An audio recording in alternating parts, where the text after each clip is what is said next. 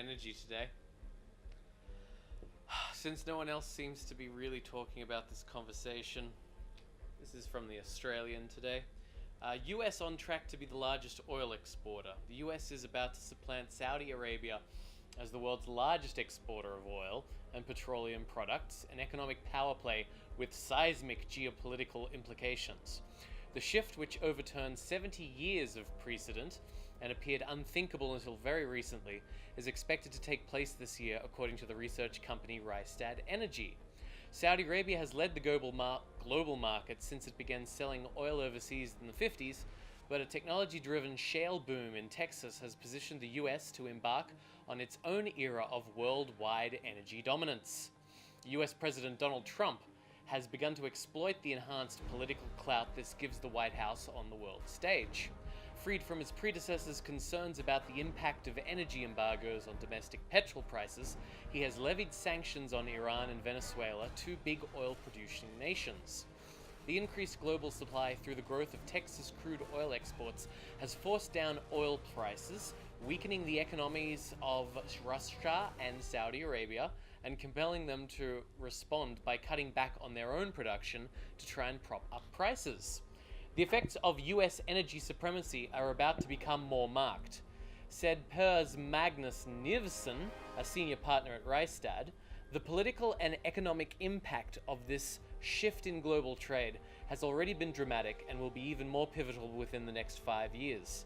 The US trade deficit will evaporate and its foreign debt will be paid quickly thanks to the swift rise of American oil and gas exports. The Rystad report predicts the US will pass Saudi exports of oil and petroleum products, including liquefied natural gas, in the third quarter. At present, Saudi Arabia exports 7 million barrels per day of crude oil and 2 million barrels per day of natural gas liquids and other products. The US exports 3 million barrels per day of crude oil and 5 million barrels per day of natural gas liquids and other products. The US oil production increased by about 2 million barrels per day last year, and Rystad Energy anticipates it will grow again by about 1 million barrels per day this year, taking US exports into the lead overall. The shift is nothing short of remarkable, says Ryan Fitzmaurice, an energy strategist at Rabobank. 10 years ago, nobody thought it could happen. There's foresight for you.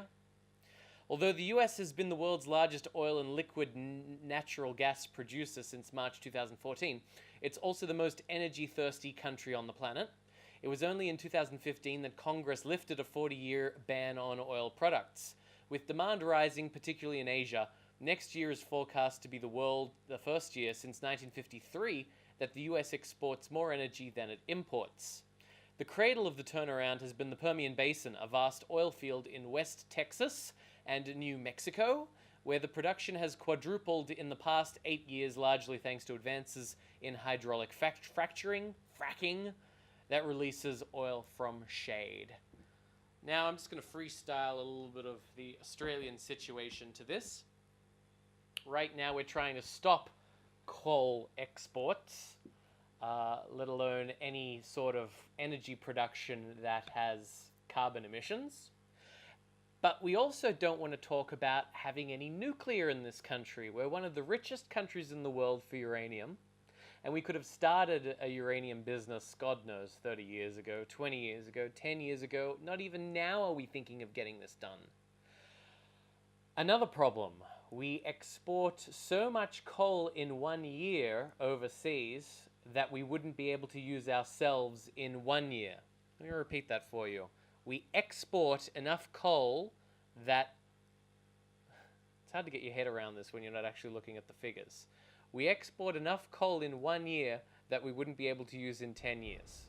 So, it's not okay for us to burn the oil, but it's more than fine for us to sell it to Chindia for them to do exactly the same thing, which is burn the coal and have cheaper energy prices, which we could be doing not only for our own industry and businesses, heavy industry, but we could also be doing it for great national schemes like drought prevention and flood mitigation. we could be using this energy to be pumping excess desalination water out west into catchment areas that we could be using basically to turn it into a version of the novel Dune. We could greenify the middle of this country and turn it into a food basin for the world. But no, we don't even want to do that. And that's just my thoughts of the day on that. Thanks for watching.